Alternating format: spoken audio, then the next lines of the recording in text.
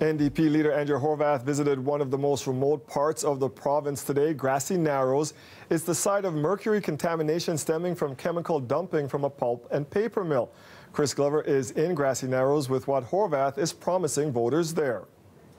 Currently, health services on Grassy Narrows First Nation are limited to this nursing station. Roughly 9 in 10 people here suffer symptoms of mercury poisoning. The NDP say if elected, they will give $7 million to help build and maintain a treatment center here, just one pitch to try to attract voters in this new riding.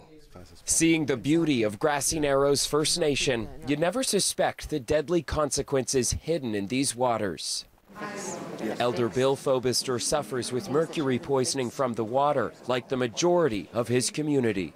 I lose my sensation within my mouth, and now to this day I can't even smell. And that is ongoing, and it's affecting me quite seriously. Today, NDP leader Andrea Horwath promised to help with a federal mercury poisoning treatment center. Provincially, we will be there with the capital money that's necessary to build the facility, as well as the ongoing operating money. In the 60s and 70s, mercury contaminated the water in Grassy Narrows. Symptoms of mercury poisoning include neurological problems ranging from numbness to cognitive delays. In June 2017, the provincial Liberals announced they would spend $85 million to clean up the mercury in the river. But months after, Grassy Narrows leadership marched on Queen's Park demanding a treatment center. Last year, the federal government promised to build it, and today the NDP said if elected, they'll help with that, plus a $12 million disability fund for people suffering. God has already set aside who the next government will be. And I just pray that she will be the one.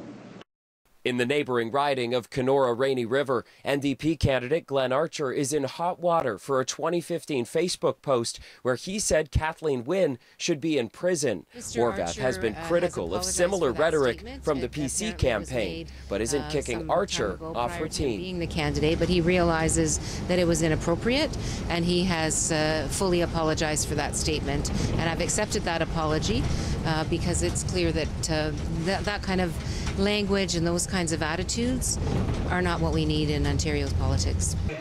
This man may stand in the NDP's path to victory in Kenora.